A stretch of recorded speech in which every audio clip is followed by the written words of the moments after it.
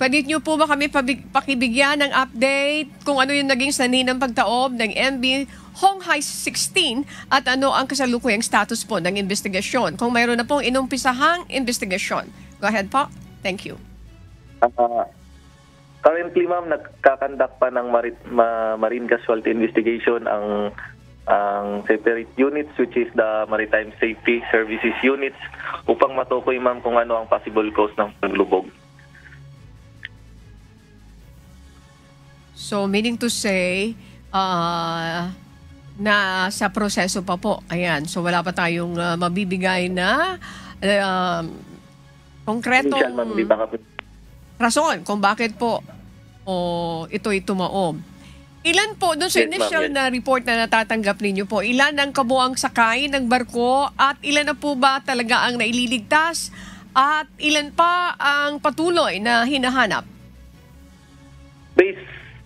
During the incident, ma'am, based on the information provided by the ship captain and the other crew, 25 sila lahat. 25 sila doon nasakay sa barko, ma'am. And sa bilang na yun, ma'am, is 14 ang nakaligtas. Dalawa pa ang nawawala, ma'am. And then siyam yung casualty. Okay, so ibig sabihin, dalawa pa ang nawawala. Ano ang kasalukuyang ginagawa niyo po doon sa nawawala? Mayroon pa bang mga search and retrieval operation na ginagawa para doon sa dalawa pang missing? Yes, ma'am. Tuloy-tuloy po ang aming underwater search operation. Today is day 7 of our underwater search operation. So, sa tulong na rin, ma'am, ng aming mga divers from National Headquarters and regional office from Coast Guard District Southern Tagalog ay nagsama-sama, ma'am, upang magsagawa ng underwater search operation. Okay, doon sa tanong na kung posibleng masampa ng kaso ang may-ari nitong MV Honghai 16, depende po ito doon sa resulta ng magiging investigasyon. Tama po, Lieutenant Kenneth? Yes, ma'am. Depende po sa result ng investigation kung ano yung liabilities ng barko. Sa ngayon po, ma'am, is ongoing pa ito at maaari lang kasuhan ng may sampa ay depende sa result of investigation. Ano po yung risks na pwedeng ihatid nitong pagtaob nitong Honghai 16? May we know from you po kung alimbawa may karga itong oil, ay di ba po may problema tayo? Baka pwedeng mag-spread at maapektuhan yung livelihood naman ng ating mga mangingisda dyan. Ano yung initial na hakbang na ginagawa po? With the help also of the LGU kung mayroon man tulong sila. Yes, ma'am. Thank you sa tanong, ma'am. Ngayon, ma'am, simula nung day 1, agad naman, ma'am, nagsagawa kami ng unang hakbang, ma'am, which is the deploying the oil spill boom. Ngayon, ma'am, may dineploy kami na 250 meters oil spill boom along the vicinity of the capsized vessel. And at the same time, ma'am, from Marine Environmental Protection personnel of Philippine Coast Guard ay nagkakandak ng seaborne patrol operation araw-araw. And aside from that, ma'am, sa tulong na rin ng ibang ahensya like DNR, the LGU representative na nagsasagawa ng shoreline patrol operation within the vicinity, ma'am, kung may mga sightings na oil spill. So as of today, no monitored oil spill within the area, ma'am. Okay. Hindi naman po ito nagkakarga ng mga kauring produkto ng petrolyo. Pero ito po ay for sure mayroon po silang dala at maaaring magkaroon ng oil spill. Pero at this point, kinaklaro nyo po na wala pa kayong namamataan at mayroon naman po kayong mga boom na binabanggit nyo na ito po ay pinakalat para mapigil kung sakasakali na magkakaroon ng oil spill. May we know from you at this point in time, Lieutenant Kenneth, kung mayroon din po kayong mga water sample na ginagawa right now with the help of other government agencies po?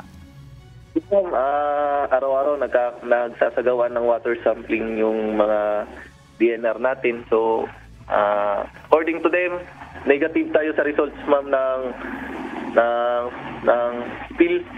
So, araw-araw, ma'am, tuloy-tuloy naman. Magbibigay naman kami po ng updates time to time.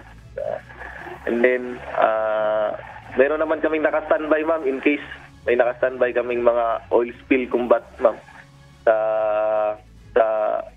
command post po namin. Okay. At this point po ba, tigil yung operation? Wala po ba kayo namamata ang mga vessel na nagkakarga pa rin ng mga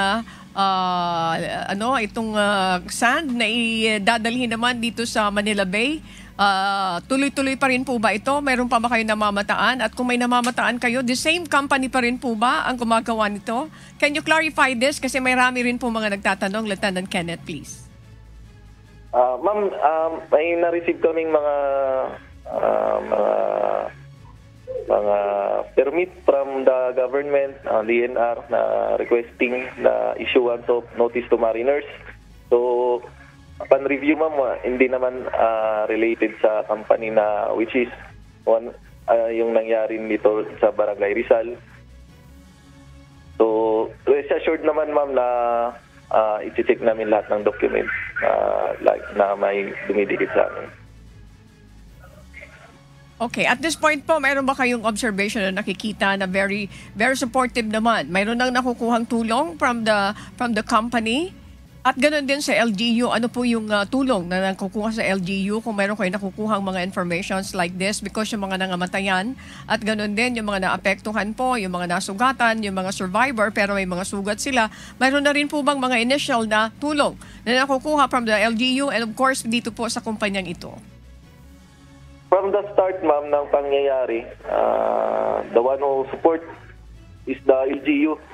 Laking tulong nila, ma'am. Sila ang lagi naming malapitan. And then from the second day or third day ng operations namin, may pumuntang representative from company na telling na willing siyang mag-provide ng any necessary assistance, which is good for us, ma'am, kasi tuloy-tuloy yung response efforts namin ngayon, ma'am. Then, para matulungan na rin yung mga responders kung ano yung mga kailangan, logistical requirements, including, ma'am, to support na rin sa LGU, ma'am. Okay, so far, this is clear. Wala po nagrereklamo ng mga pamilya ng mga nangamatayan kasi tumutulong naman po sila. Both, itong company and at the same time the LGU. Is it right, Lieutenant Kenneth? With regard sa family, ma'am, malalaman sa kanila kasi rights naman nila, ma'am, kung ano yung irereklamo nila sa company. So, sa ngayon, ma'am, together with the LGU of Rizal, from Philippine Coast Guard, other agency, nakafocus kami ngayon, ma'am, sa operation. So, our main objectives is kunin yung mga trapped individuals na nasa barko.